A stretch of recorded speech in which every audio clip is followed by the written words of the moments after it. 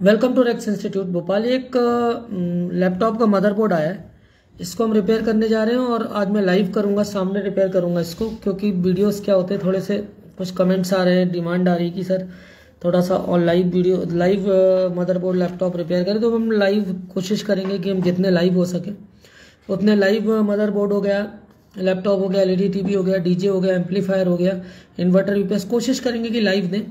और हमने जो अभी जो इलेक्ट्रिकल व्हीकल्स है उसके कोर्स भी चालू कर दिए, तो उसके लिए भी आप हमें ज्वाइन करें।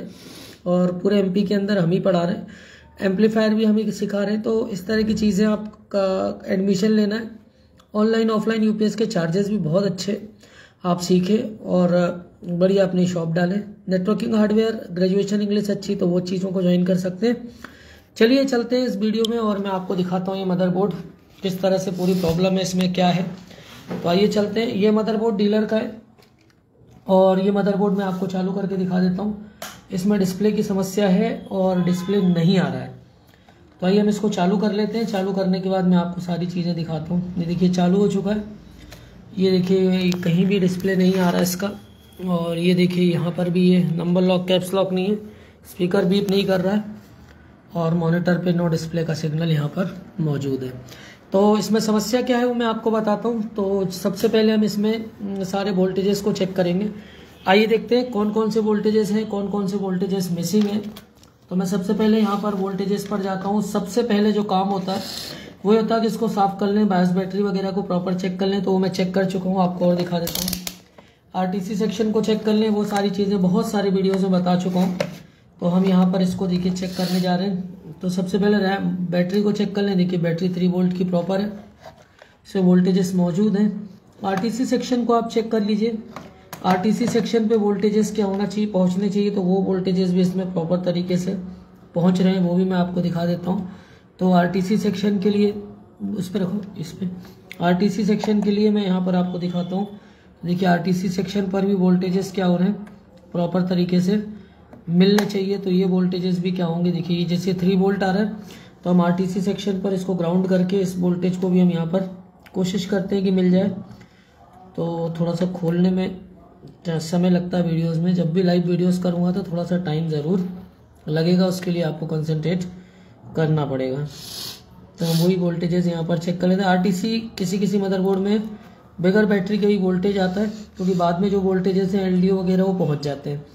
तो मैं यहाँ पर आपको चेक कर दूँ, वोल्टेजेस 3 वोल्ट यहाँ पर क्या होना चाहिए, आना चाहिए।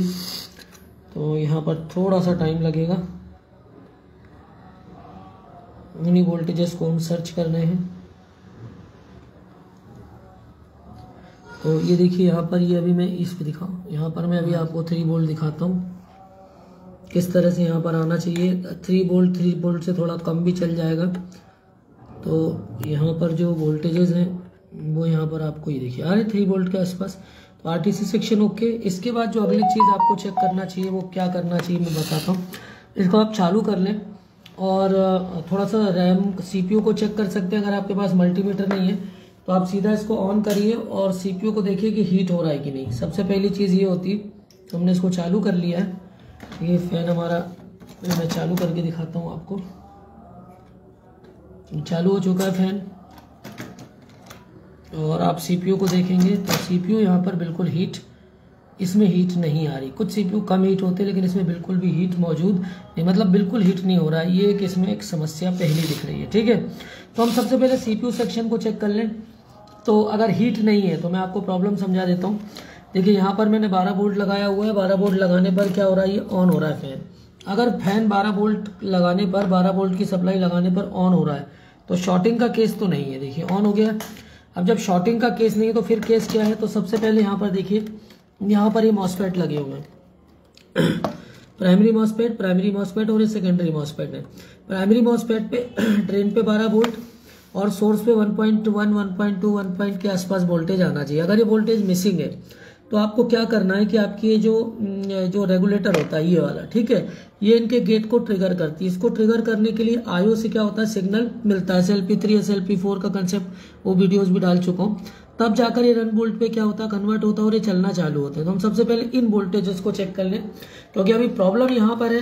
तो हमें यहाँ वहाँ कहीं नहीं जाना है। सबसे पहले हमें CPU सेक्शन को चेक करना है कि वो प्रॉपर है या नहीं। तो चलिए CPU मैं इसको ऑन कर लेता हूँ।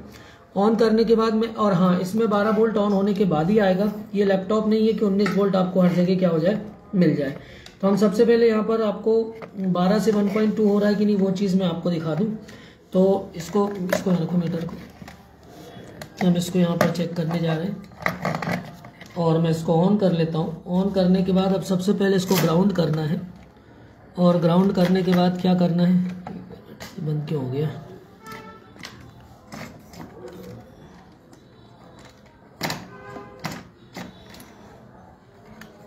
इसमें वायर फंस गया है तो इसको हटा देते हैं पहले,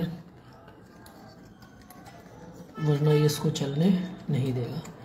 लाइव वीडियोस में यही दिक्कतें आती, थोड़ा सा टाइम लगता है और स्क्रिप्टेड नहीं होते हमारे वीडियो सारे लाइव होते हैं। तो पहले फ़ैन चला दूँ, फ़ैन देख लीजिए, तो देखिए फ़ैन चल चुका है। अभी भी इसमें फ़ैन टकरा रहा है तो इसको हटा देता हूँ। और सबसे पहले हमें क्या चेक करना है, इसमें 12 वोल्ट को चेक करना है। तो देखिए वायर यहाँ पे फंसता जा रहा है, ये थोड़ा सा गलत हो गया यहाँ पे, ये मैंने इसको बाहर निकाल लिया। अब ये प्रॉब्लम नहीं आएगी। हम इसको यहाँ पर रख देते हैं CPU पे, ये हमने इसको यहाँ पे रख लिया। अब मैं आपको सारे वोल्टेजेस चेक करा देता हूँ। ये ऑन किया मैंने, ऑन करने के बाद ये देखिए यहाँ से ये ऑन हो जाएगा ऐसे।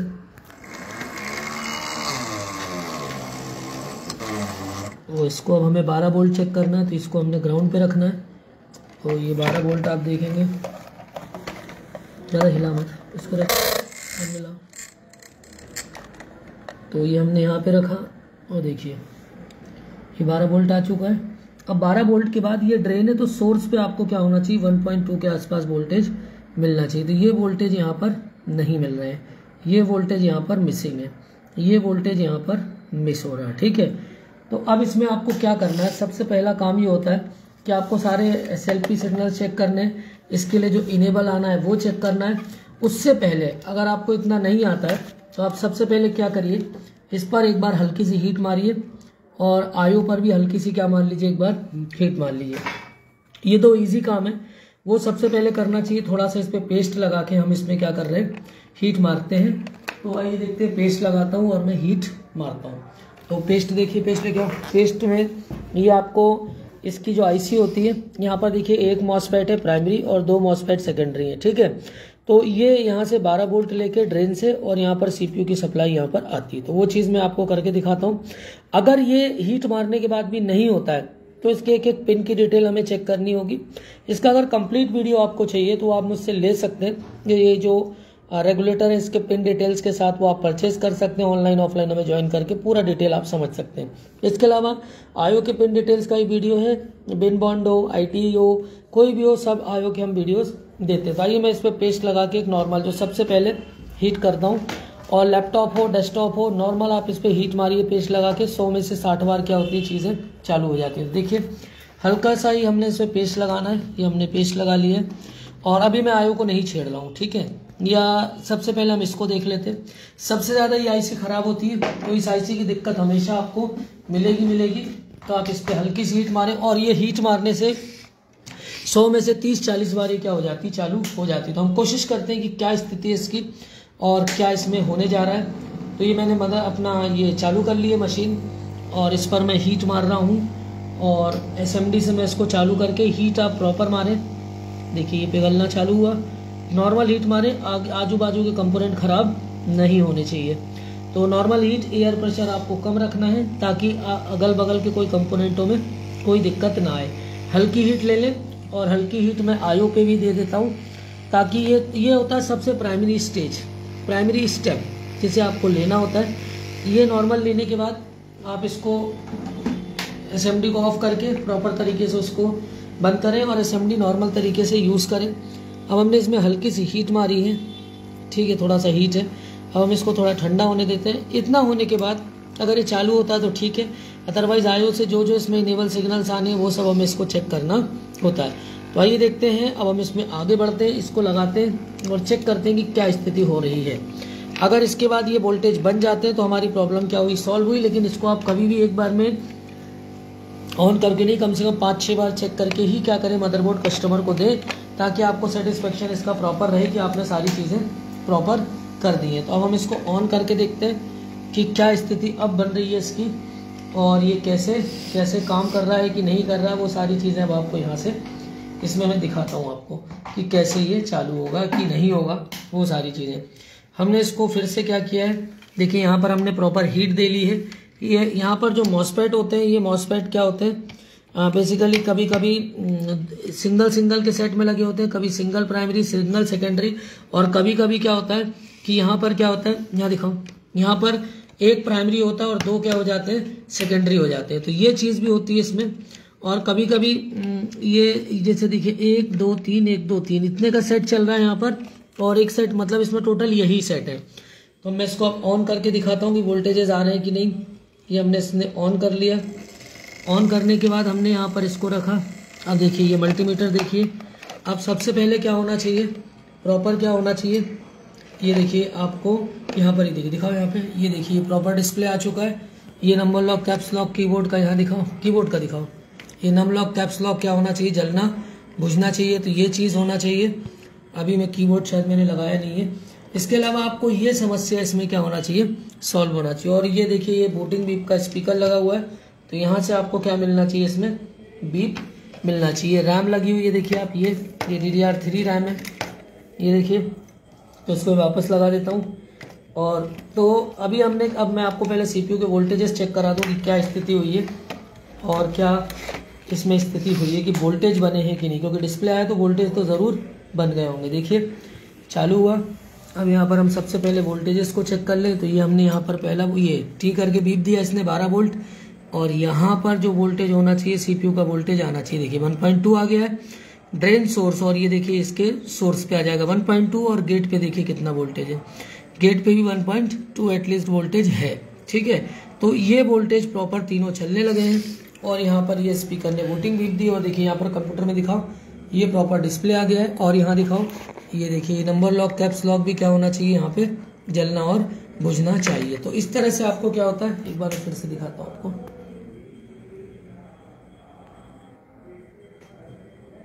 ये बूटिंग बीप का स्पीकर बीप करेगा, यहाँ दिखाओ, यहाँ पर बीप आनी चाहिए।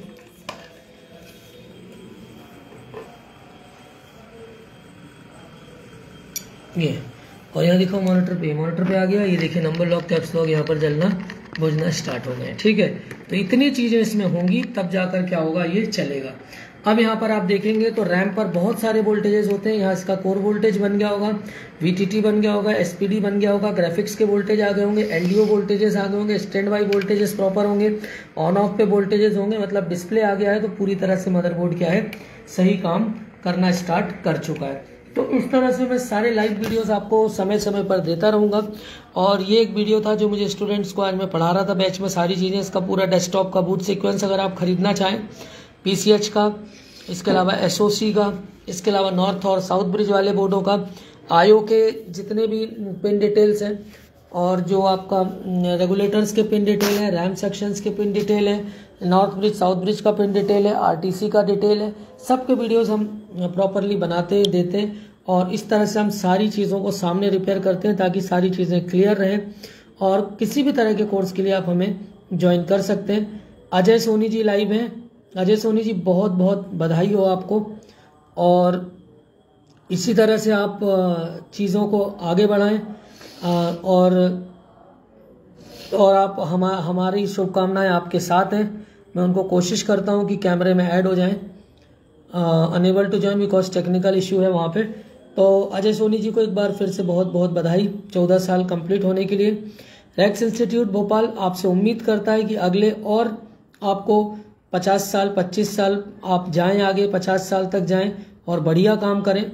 इन्वर्टर UPS का भी हमने ऑनलाइन ऑफलाइन का काम चालू कर दिया है एडवांस लेवल पे। जो हमारे सर हैं जो हमारे शिवम सर हैं, शिव कुमार सर हैं, वो 15-20 साल का एक्सपीरियंस रखते हैं। तो अगर आप लोग चाहें तो ज्वाइन कर सकते हैं। ऑनलाइन ऑफलाइन इन्वर्टर के बहुत अच्छे कोर्सेज हैं। ऑनलाइन ऑफलाइन इन्वर्टर जो है ज़बरदस्त चीज़ है, अच्छे उसके चार्जेस हैं, 30-30 40-40 हज़ार रुपये विजिटिंग चार्जेस हैं।